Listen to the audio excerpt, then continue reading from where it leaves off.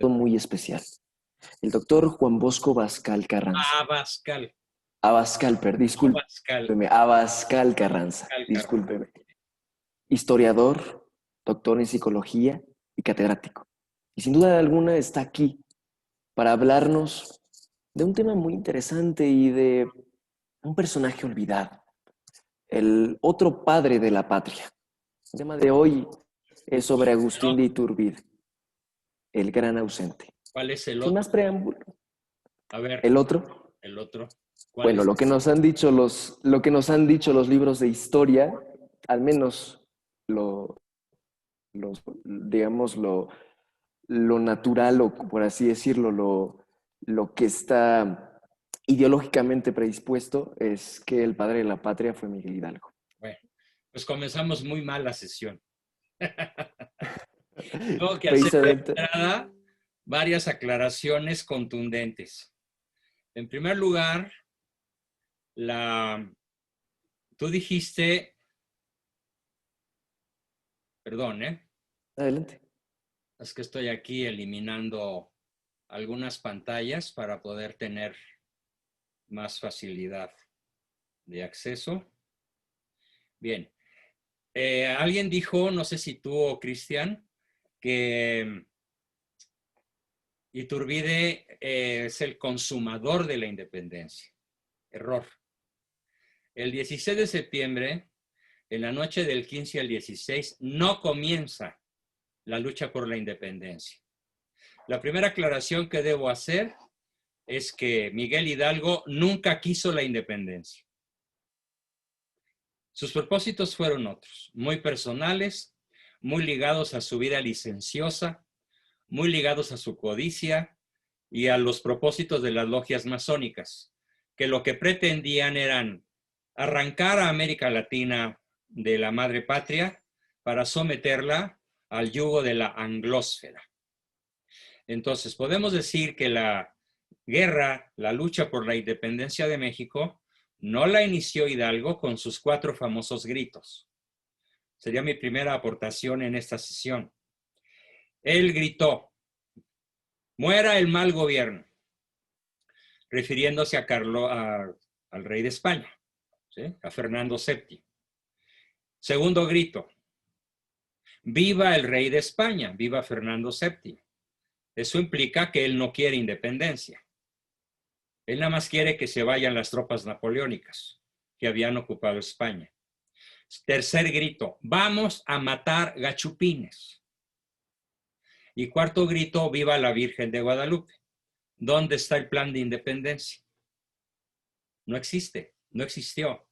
Y además, los historiadores de mi especie, que nos hemos quemado las pestañas desde que comencé a aprender a escribir y a leer, allá por los 5 años de edad, ya tengo 77, sabemos muy bien que no hubo una intencionalidad de independizar a México. No existió jamás. Él era un hombre tremendamente avaro, tremendamente lujurioso, amante del poder, de la fama, de la gloria, de los honores. Él cuando llega a Guadalajara se hace llamar Su Alteza Serenísima. De ese grado. Así que lo primero que debo decir con toda claridad es que no hay en él el menor asomo de nada para poderse autonombrar o que el gobierno antimexicano que padecemos desde 1824 lo llame padre de la patria. Así que Iturbide no es el otro padre de la patria.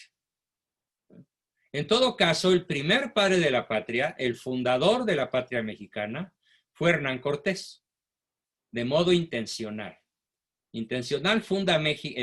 Cortés funda México de modo consciente, explícito, intencional, y además lo hace en el hecho de la Malinche y genera el primer mexicano, Martín Cortés, que además tuvo otros 2 hermanos.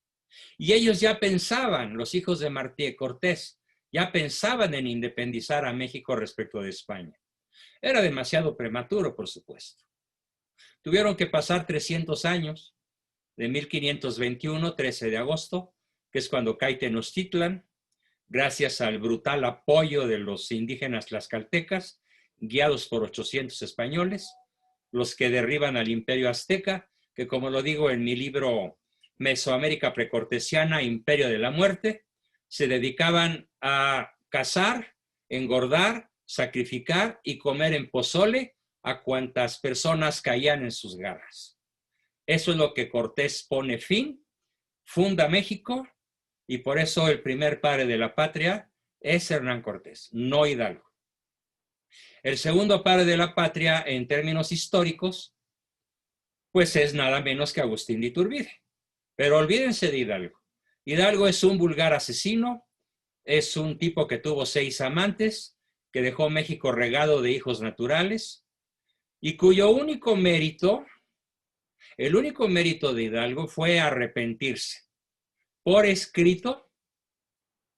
De hecho, los que adquieran mi libro, El lado oscuro del cura Hidalgo, o el libro de Iturbide, van a ver qué es lo que confiesa Hidalgo. Confiesa por escrito, en forma manuscrita, sus innumerables crímenes, que sería muy largo enumerar y que más prefiero referirme a la figura de Iturbide que hacer el recuento de los crímenes de Hidalgo. Entonces quedan esas dos aclaraciones. Por esa razón, los días 15 y 16 de septiembre, yo pongo mi bandera a media asta. Porque además, lo que hizo Hidalgo logró que España mandara a la Nueva España lo mejor de su ejército. Por lo tanto, los que sabemos historia decimos, Hidalgo no solo no inició la independencia, la retrasó 11 años. En la década de 1810 a 1821, Iturbide empieza a concebir la independencia y la logra sin disparar un solo tiro. ¿Qué es lo que disparó Iturbide? Cartas, centenares de cartas y de visitas a caballo, después de aplastar la rebelión de Hidalgo y similares, para incitar, proclamar, proponer y consumar la independencia de México. ¿Por qué es tan odiada por la historia oficial y sus autores la figura de Iturbide? Bueno, existen varios motivos. Para empezar, Iturbide es como una figura mitológica, pero real, tirada en un lodazal. Hay que sacarla con grúa, pesa muchos miles de toneladas. Hay que limpiarla con mangueras de bombero. Hay que ir al detalle de esa figura fantástica, hermosísima, heroica, y entender que se trata de uno de esos raros hombres que la providencia suscita muy de vez en cuando. El odio de la historia oficial contra Iturbide se debe, número 1, no fue masón. No quiso entrar jamás a las logias masónicas, pudiendo haberlo hecho, como lo hizo San Martín, como lo hizo Bolívar, como lo hizo Sucre, como lo hizo el mismo Hidalgo, Morelos. Todos los autores de las guerras reales de independencia o fingidas como la de Hidalgo fueron masones. Iturbide no, invariablemente se negó a colocar su espíritu, su inteligencia y su alma bajo juramento masónico. Ese es otro de los grandes motivos de odio por parte de la masonería, que es la que ha escrito la historia oficial. Otro motivo de un odio feroz, un odio muy profundo, es que él se declaró abiertamente católico apostólico romano. No solo, muy probablemente ninguno de ustedes, de los 18 que ya me acompañan, bienvenidos, qué gusto, ninguno de ustedes sepa el verdadero significado de la bandera nacional. Obviamente no estoy siguiendo un orden biográfico, porque yo no soy un biógrafo. Soy un historiador, soy un analista de la historia. Es más, soy un filósofo de la historia. Me voy a ir a lo que realmente les conviene saber. No a fechas, no a que ganó esta batalla y ganó esta otra. Y, en fin, los datos los podrán consultar en Wikipedia si quieren. Porque los datos pues, son inmodificables, ¿no? En cambio, las grandes ideas son las que yo les quiero exponer. La bandera nacional es para la masonería mexicana motivo de un odio luciferino. que es peor que diabólico. Lucifer es el príncipe de los demonios y su principal habilidad consiste en hacernos creer que no existe. Y su principal estrategia es plantearnos el bien como mal y el mal como bien. Podríamos citar muchos ejemplos. Si quieren y si hay tiempo, al final me preguntan qué es eso de presentar el mal como bien y el bien como mal. A tal grado, Iturbide se declara católico, que el color blanco de nuestra bandera significa, según el tratado del Plan de Iguala, ¿sí? Significa, y del puño y letra de Iturbide, dice, religión católica apostólica romana con exclusión de toda otra creencia, fe o religión. Ese es el blanco de nuestra bandera. El verdadero, el histórico, que se ha ido modificando a lo largo de la historia a capricho de la masonería. Durante muchos años que ustedes fueron a la primaria, seguramente se les enseñó que el verde era el verde de los campos, el blanco la pureza de no sé qué, ¿sí? Y el rojo la sangre de los mártires. Pero modernamente los chavos, los millennials cambiaron y dijeron, el verde pues es la marihuana recreativa, el blanco es la cocaína y pues la sangre es la de los 100 cuates que diariamente el narcotráfico mata desde que el Pejelopostli tomó la presidencia. ¿Eh? La presidencia, para que se entienda bien a qué me refiero. Porque la presidencia está vacía. Este es lo que quieran menos presidente. A mí no me representa ni es mi presidente. Si yo tuviera que escoger en el ámbito de las naciones actuales quién me podría representar, diría solo 3 personas. Donald Trump, por su programa Pro Vida, por su mismo patriotismo, lo entiendo, y por su defensa de la vida y la familia. Me representa Víctor Orbán, el húngaro, porque es mucho más cuerdo que Trump, más equilibrado y más católico, porque Trump no es católico, pero le ha abierto las puertas a 300 jueces católicos y en estos días se los va a abrir al juez, a la juez que estamos esperando que nombre, en ausencia de la juez macabra que se acaba de morir, bendito sea Dios, se la llevó muy a tiempo. Por cierto, debo decir cuál es mi oración cotidiana sobre lo que pasa en México. Todos los días le digo a la divina providencia, Señor, ¿te lo llevas o te lo mandamos? Al mar, Manuel Andrés López Obrador. Hay que platicar de estas cosas con buen humor, porque si no, las computadoras mías y de ustedes estarían chorreando lágrimas de lo trágico que es la vida de Agustín de Iturbide, pero sobre todo lo trágico que sucede con México a partir de su asesinato. Entonces, el verde, el blanco y el rojo son un motivo de odio frenético contra Iturbide. Pero además, otro motivo de odio es que llega a México Joel R. Poinsett, enviado ministro plenipotenciario, más que de la presidencia yanqui, de las logias norteamericanas, para proponerle a Iturbide la venta, la concesión o la renta de los territorios de México. Nada más que les voy a hacer una aclaración que muy probablemente ninguno de ustedes conozca. Hoy México tiene escasos, un poquito menos de 2 millones de kilómetros cuadrados. El México que Iturbide independizó, agárrense, tenía 5 millones de kilómetros cuadrados. Es más, el territorio de lo que era México llegaba hasta Alaska, por toda la costa del Pacífico. Y era Texas, Arizona, Nuevo México, California, los estados chiquitos del sur que dan de cara al Atlántico.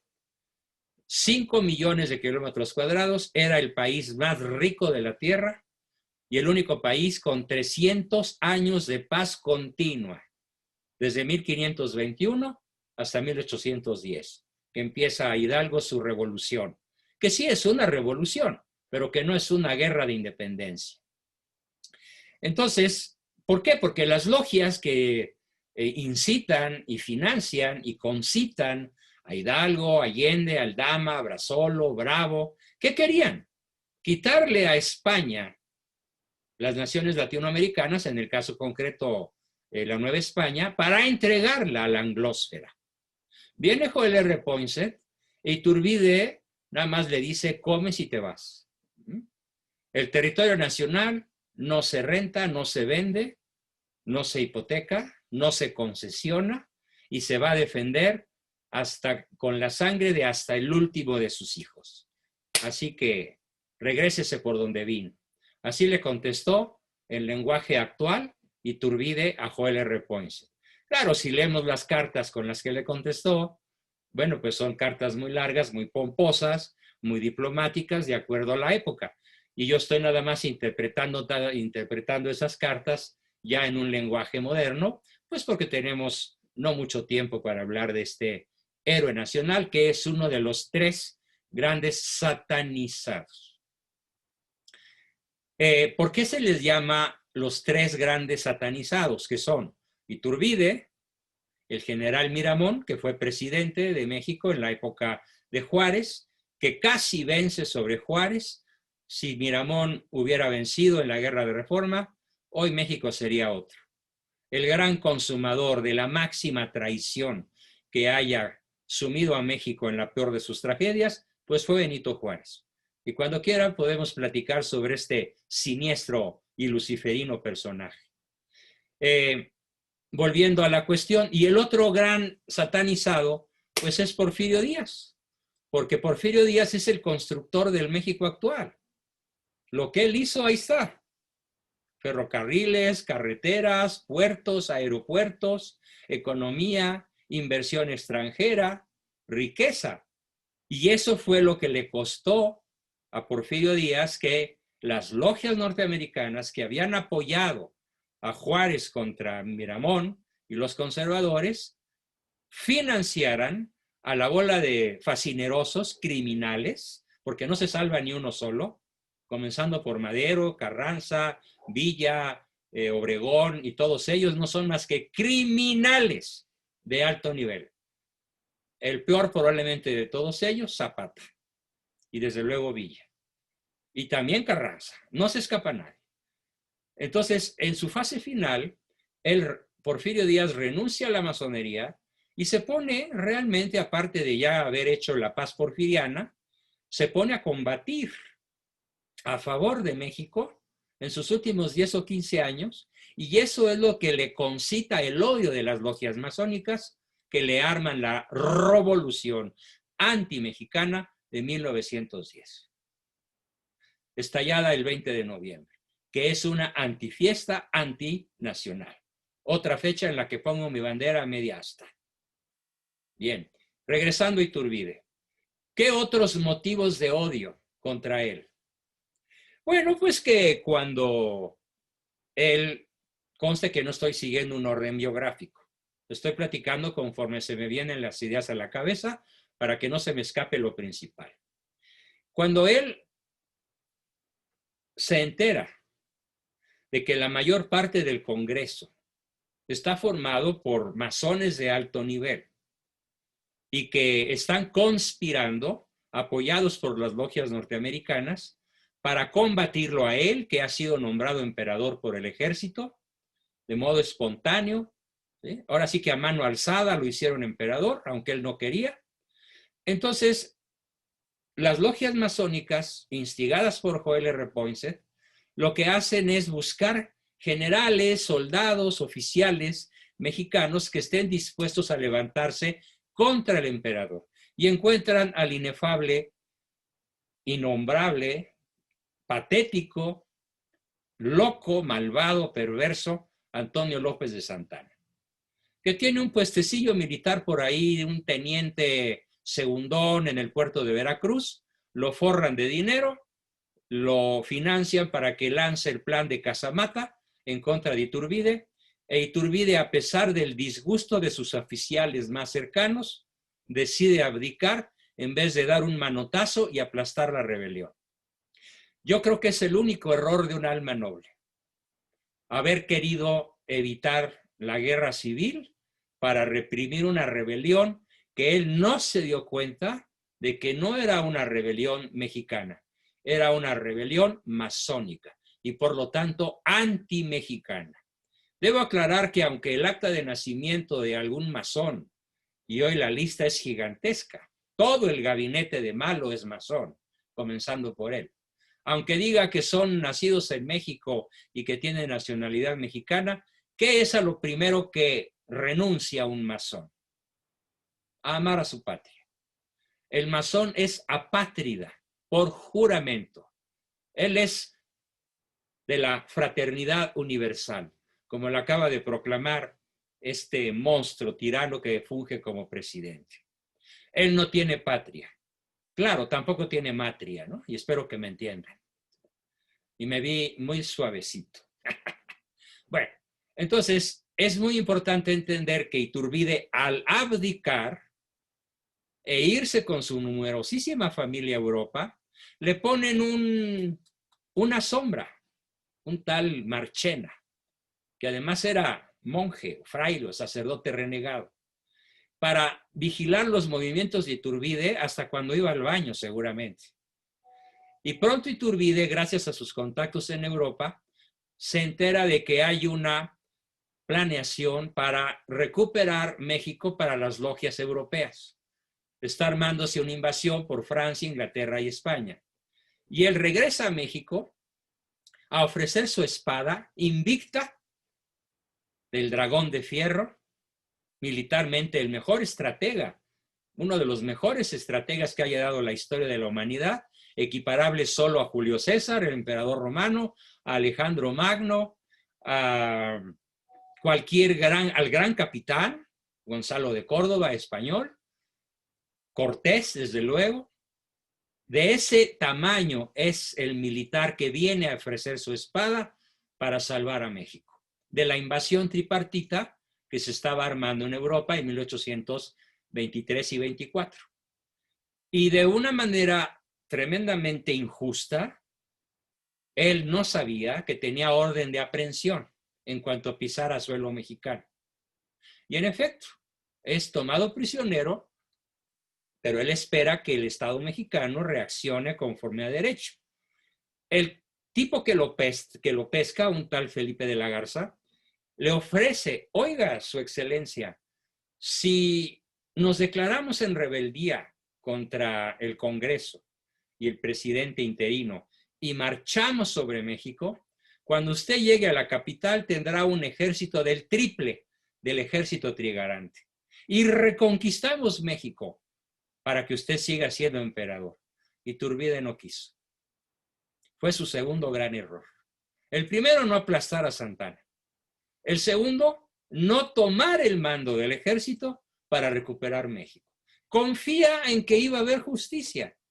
Esto solamente representa dos o tres cosas que quiero decir con todo vigor. Representa la grandeza de un alma noble, de una bondad extraordinaria, pero ignorante de quién manejaba México y cuáles eran los fines de la masonería. Podemos decir que él nunca se enteró verdaderamente de esto. Entonces, me regreso, repito, no estoy siguiendo un orden cronológico, me regreso a cómo fue Iturbide durante la época en la cual predominó en México la guerrilla. De Hidalgo, de Morelos, de Aldama, de Abasolo, de Nicolás Bravo, etcétera, etcétera, etcétera. De Guerrero sobre todo. ¿Cómo fue Iturbide? Bueno, pues hay que reconocerlo. Iturbide fue implacable para imponer la ley y el orden en un territorio en donde había latrocinio, guerrilla, abuso, violación, rapiña.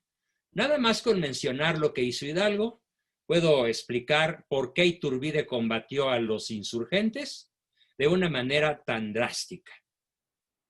¿Qué es lo primero que hace Hidalgo después de su famoso cuádruple grito? A ver, yo quiero que se imaginen al presidente de la República, cualquiera de ellos, gritando: muera el mal gobierno, viva Fernando VII, vamos a matar gachupines y viva la Virgen de Guadalupe. Eso debería ser el grito de la noche del 15 en Palacio Nacional, porque eso fue lo que dijo Hidalgo. Y al día siguiente se dedicó y durante varios meses a abrir las cárceles y formó una chusma de 80,000 criminales y tomó infinidad de ciudades pequeñas, medianas y grandes. Solo se estrelló contra el virrey Calleja cuando quiso tomar la Ciudad de México. Venían sobre la Ciudad de México 80,000 criminales con sacos, literalmente con grandes sacos de istle, como los que usan en la Merced para cargar patatas, para llevarse plata, oro, joyas y hasta mujeres, si podían.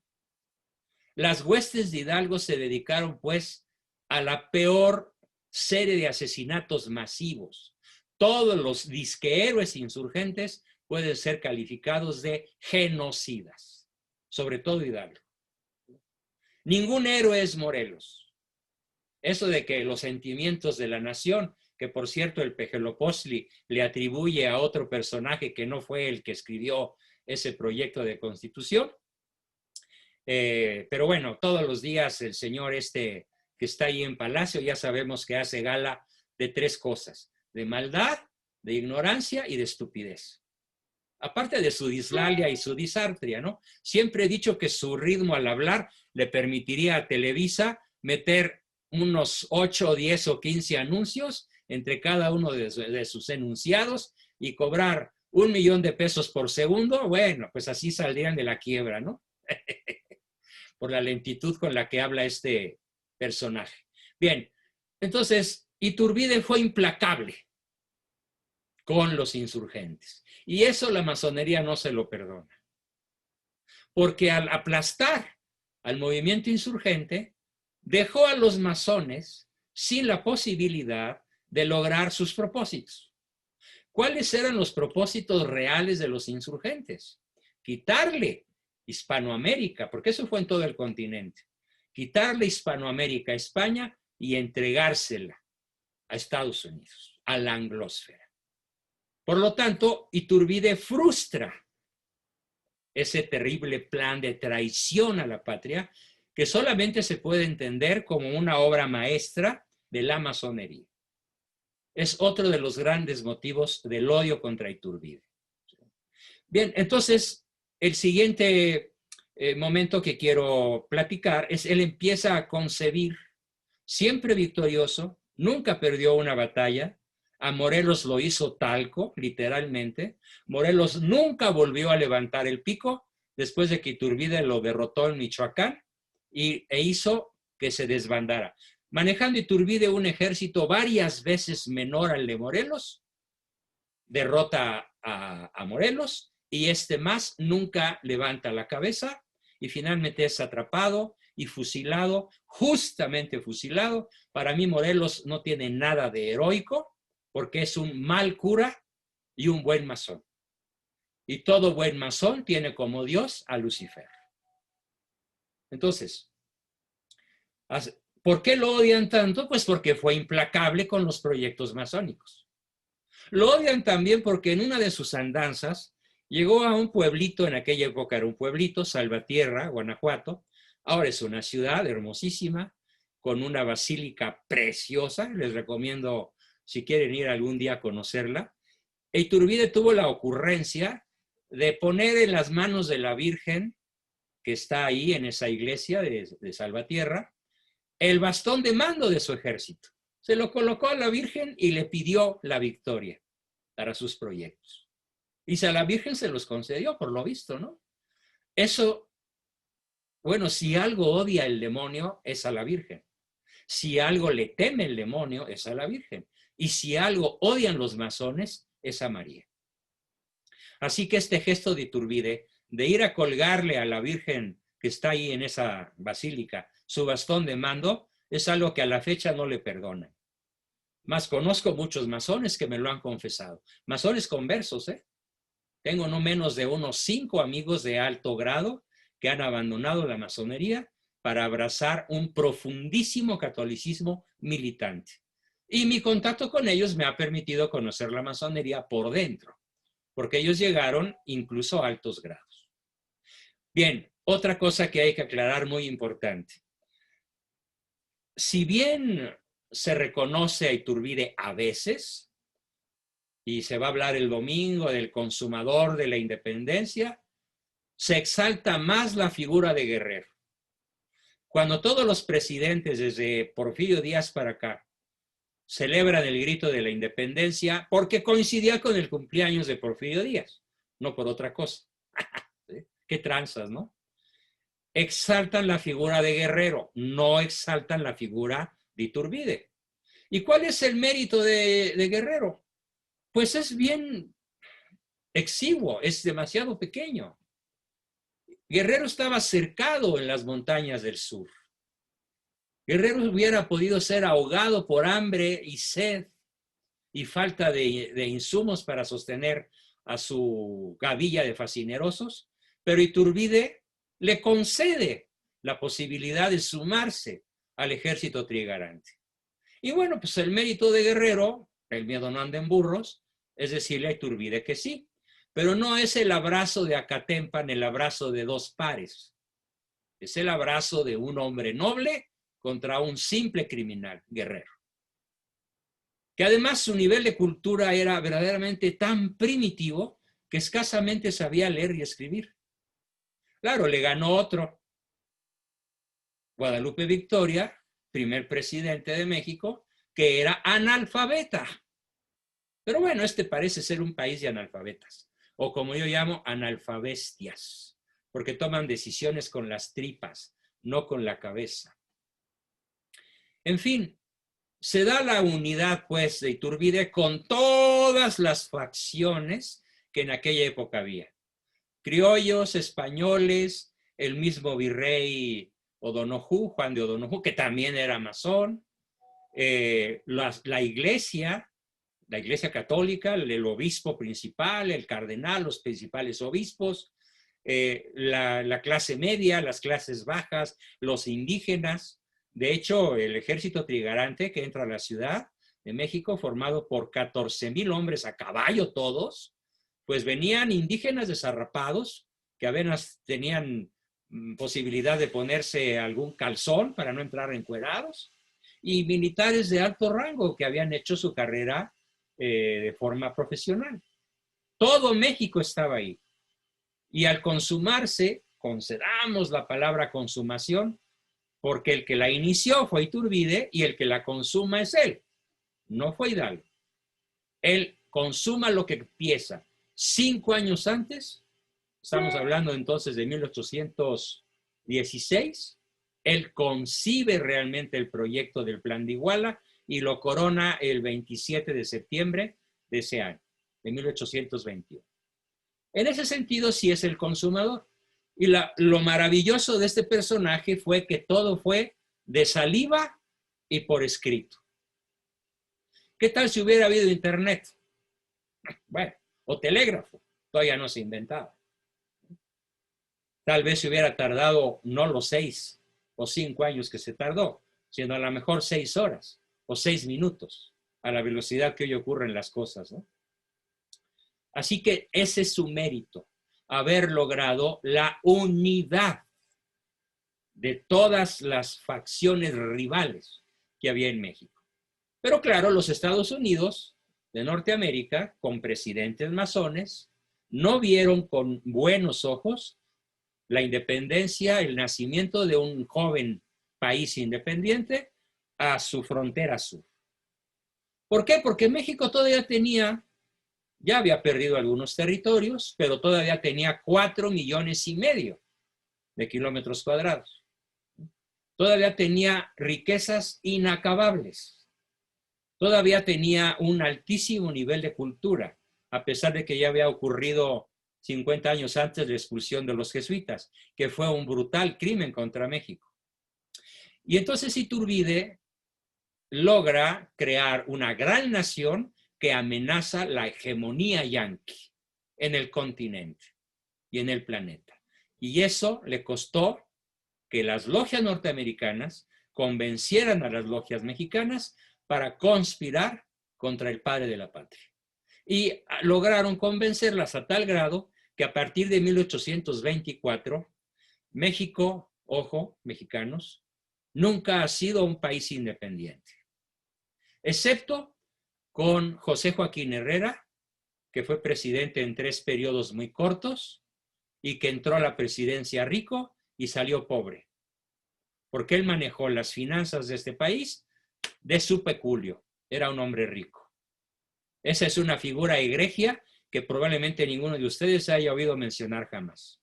Don José Joaquín Herrera, presidente sin mancha. Ojalá tengamos la oportunidad un día de explicarles su extraordinaria biografía.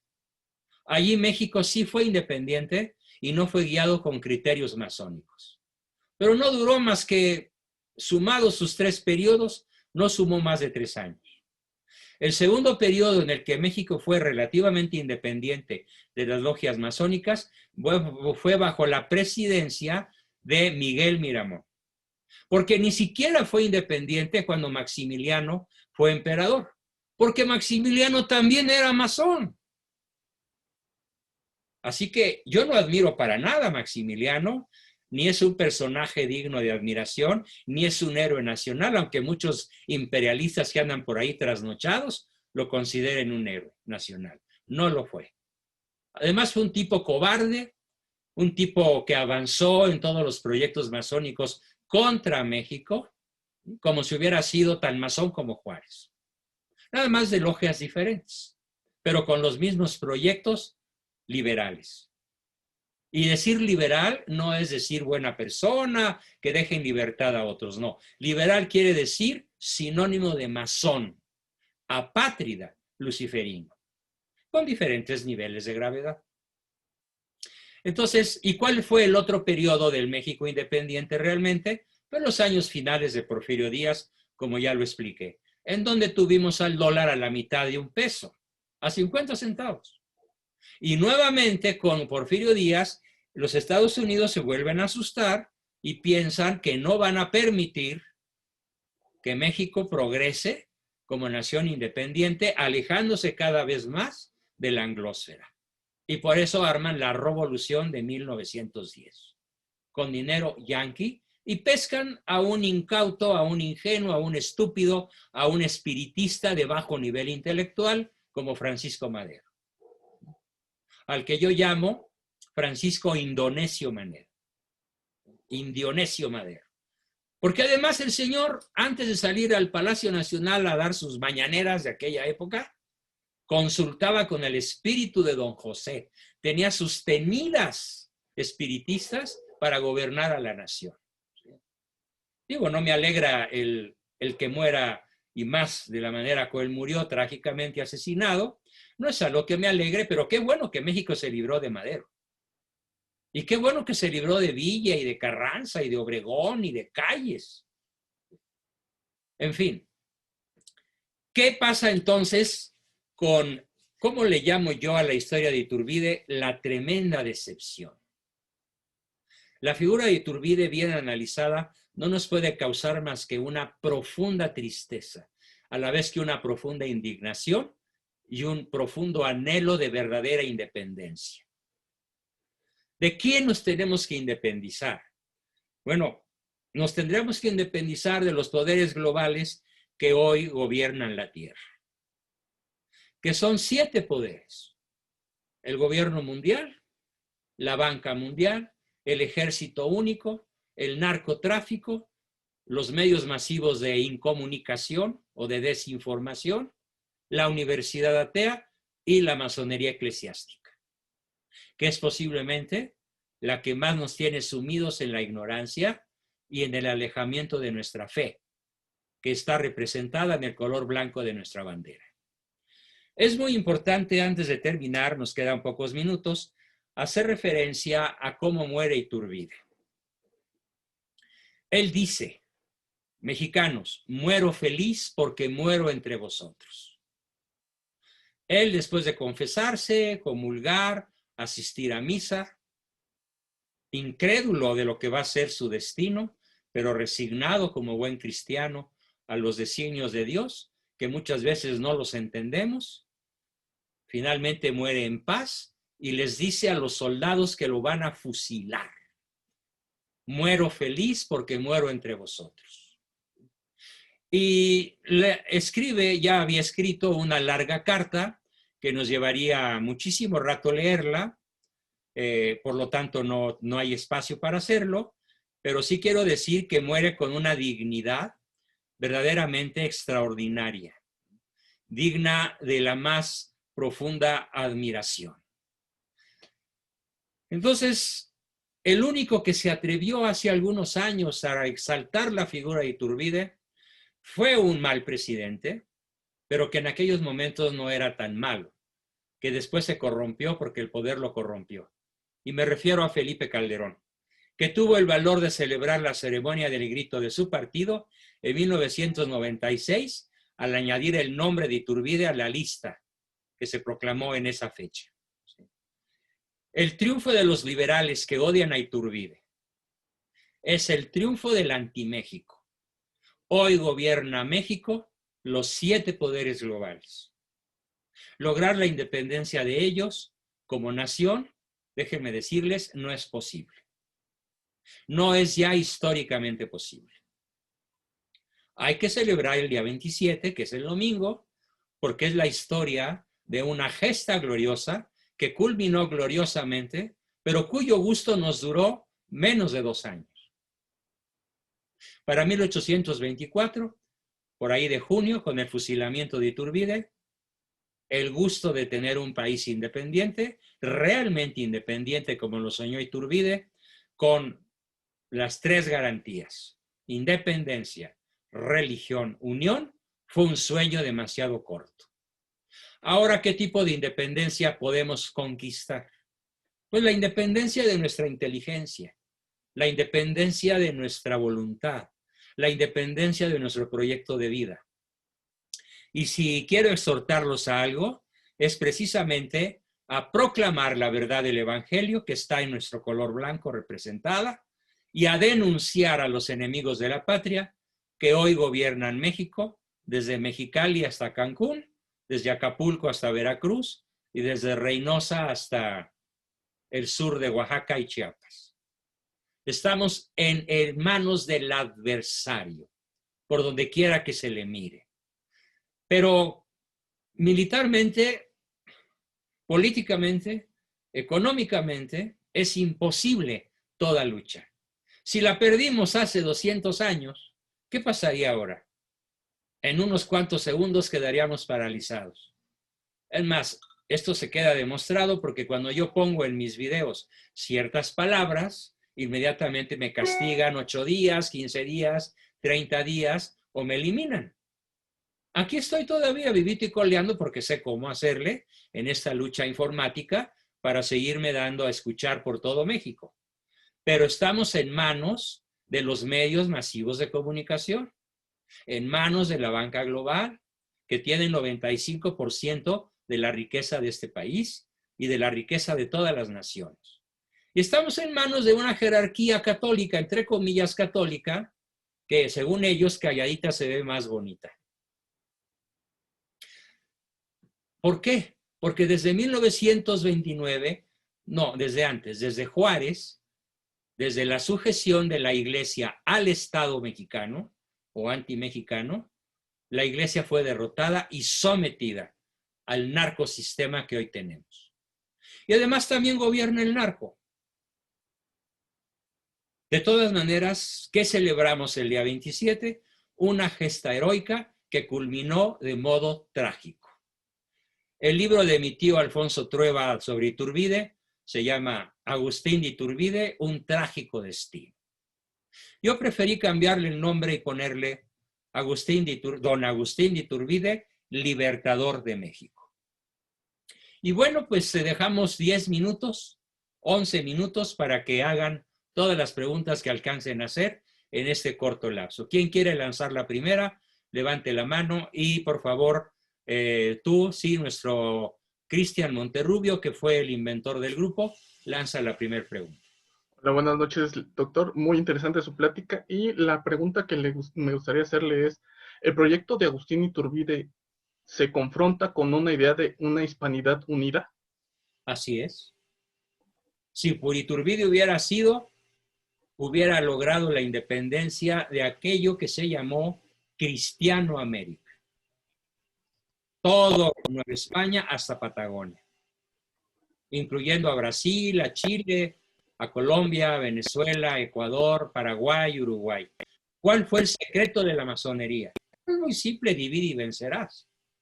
Pues Cristianoamérica fue atomizada en 20 y tantas naciones para que la masonería pudiera instalarse de manera impune en todas y cada una de las nacionalidades que antiguamente dependían de alguna manera de la madre patria.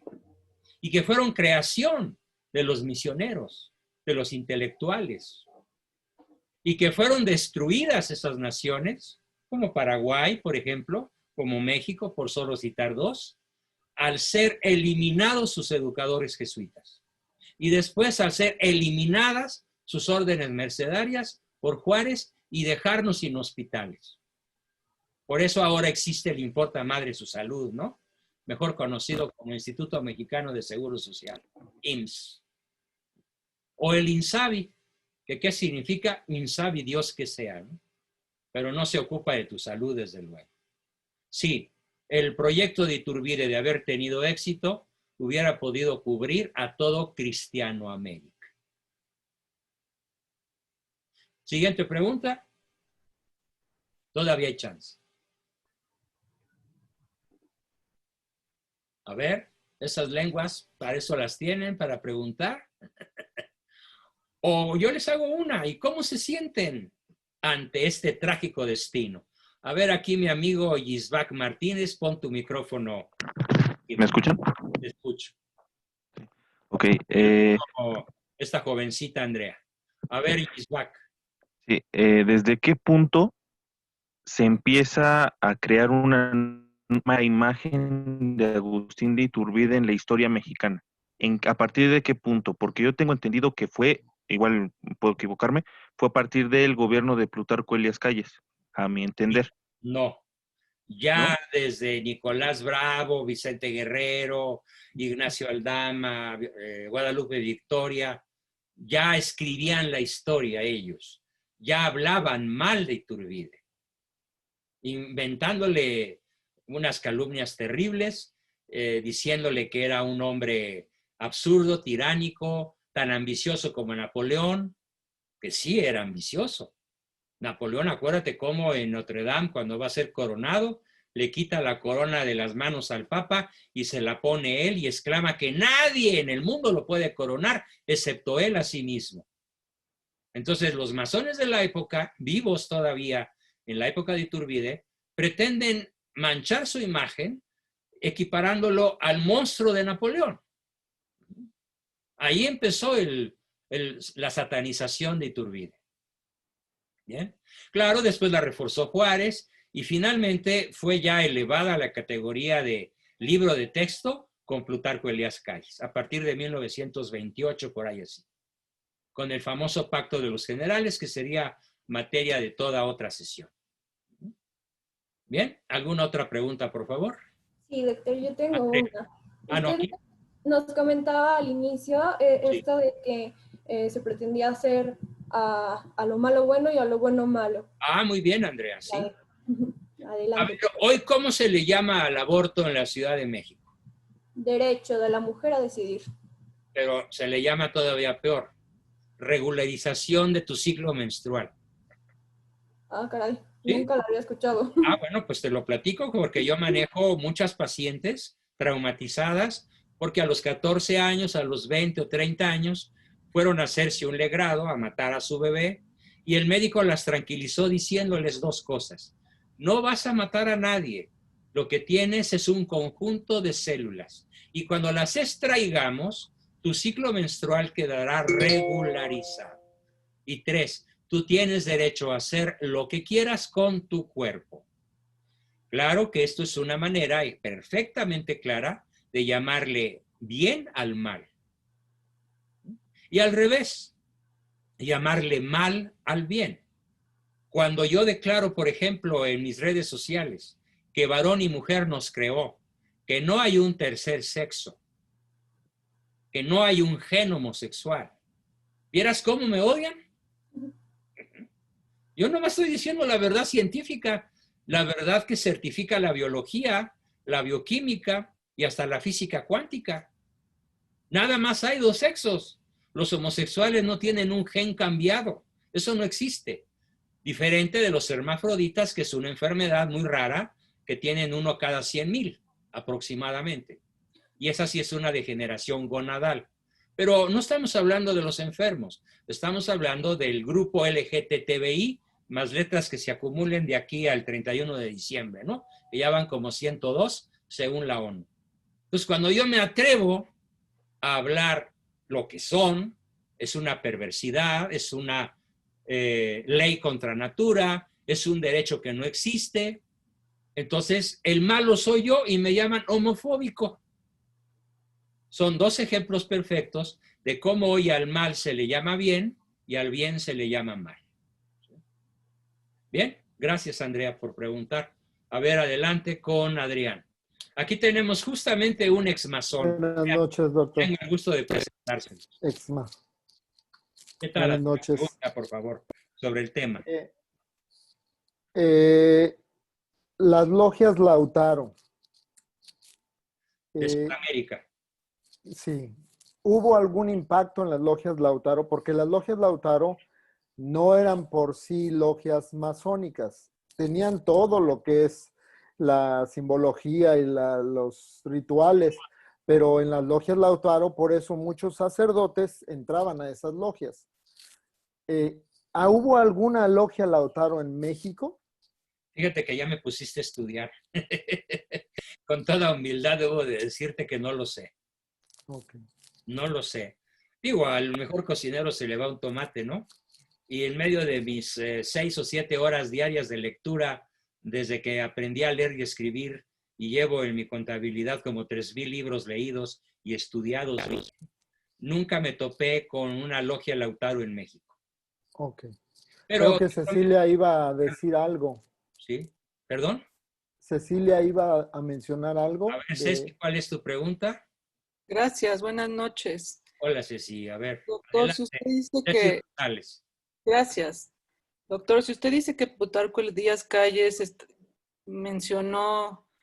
dejó esta malinformación de toda la historia de México, ¿ha habido algún presidente que ha intentado cambiarla para que nos den la información correcta, que es la que usted nos está mencionando para toda la educación en México? Pues te tengo la peor respuesta posible. Ni uno solo. Porque todos los presidentes, con excepción de Iturbide, Miramón, José Joaquín Herrera y en su fase final Porfirio Díaz, son masones de alto nivel. Y quieren aplicar a México la principal estrategia con la cual pues el demonio hizo caer a Eva y a Adán, la mentira. La mentira institucionalizada, la mentira hecha historia. Nadie ha querido jamás rectificar. Es más, les cuento antes de terminar una triste anécdota. Cuando Fox gana la presidencia, llama a mi hermano Carlos para competir por los que van a ocupar la Secretaría del Trabajo. Y se la queda mi hermano. Carlos, mi hermano, fue el secretario del Trabajo con Fox. Y a mí con el ranchero enamorado, como yo le llamo en mi novela, Silvestre Primitivo Zorrilla, el ranchero enamorado de Martita Asegún, la zorrita de Palacio. Esto es historia del México moderno, ¿eh? Me llama el Primitivo Silvestre y me propone que haga yo un proyecto para ver si me quedo con la cartera de la Secretaría de Educación. No me llamó directamente, me llamó a través de mi hermano y a través de otros personajes que ya murieron todos. Y yo presenté mi proyecto.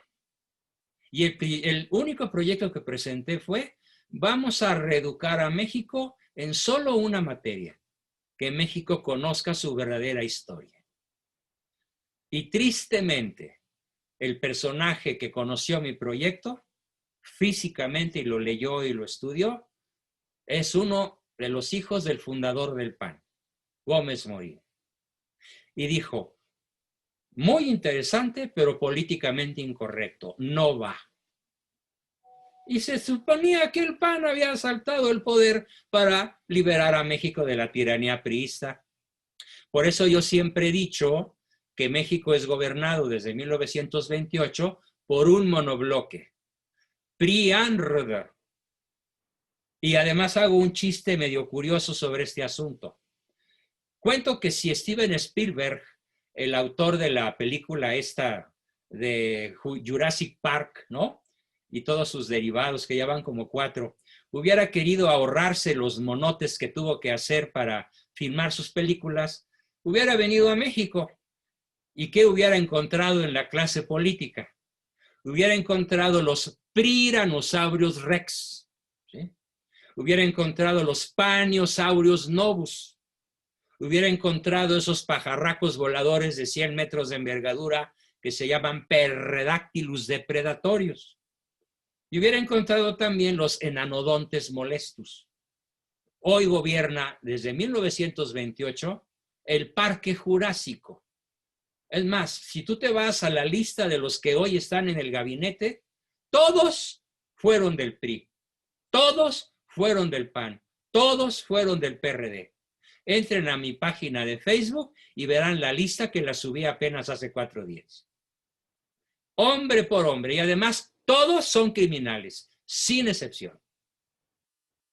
Muchos de ellos están indiciados, por ejemplo, Bartlett, al que yo llamo Darth Bartlett, Darth Vader, como el de la Guerra de las Galaxias, no puede entrar a Estados Unidos porque allá está convicto y confeso del asesinato doloso de Enrique Camarena, un agente de la DEA, en la lucha contra el narcotráfico. Así que lamento mucho decirte que nadie ha hecho el menor intento de rectificar nuestra historia, excepto los locos Don Quijote que andamos como yo, como tu servidor, anunciando y denunciando. Bueno, pues me queda 1 minuto para despedirme y los invito a ver si te sacas otra de la manga, Cristian. Me gustaría mucho en octubre dar una conferencia más amplia, más profunda, sobre algo que tendría que llamarse la hispanidad en la historia de México. Sí, precisamente. ¿Qué es la hispanidad en nuestra nación? Sí, hay que reconocer a la madre. Precisamente lo que le quería comentar, en invitarlo posteriormente a dar cierta plática, porque creo que no podemos tener un rumbo como país si no tenemos una conciencia histórica precisa de dónde venimos y a dónde vamos. Así es. Cuando quieras, Cristian, mediante WhatsApp le buscamos una fecha. Ese día que asignemos, te prometo una sesión mucho más amplia que esta, para que podamos extendernos sobre un tema formidable, aprovechando el 12 de octubre. Ok, bueno, entonces quedamos al tanto y muchísimas gracias por esta plática que nos ha servido muchísimo. Todos, queridos amigos, nos vemos pronto. Les recomiendo, por favor, mi libro. Ayúdenme, por favor. Yo lo obsequié a los que se inscribieron, ¿sí? Pero ayúdenme comprando algunos de mis libros de historia. He sacado ya 17 y pues de eso como, ¿no? Y como decía San Pablo, el que al altar sirva, pues del altar coma. Y de eso como, sobre todo en esta época de pandemia. Elsa Blasa, tienes 30 segundos para preguntar. Sí, doctor, yo no deposité hoy, me cerraron una sucursal que está cerca de mi casa, pero mañana le deposito, doctor, ¿sí? Muchísimas gracias, no te preocupes. Muchas gracias, doctor. Les mando todos un cordial abrazo. Espero vernos muy pronto. Gracias. Hasta luego, doctor. Muchas gracias, doctor. Hasta luego, buenas noches. Muchas gracias, doctor. Gracias. Bye. Buenas noches. Besos de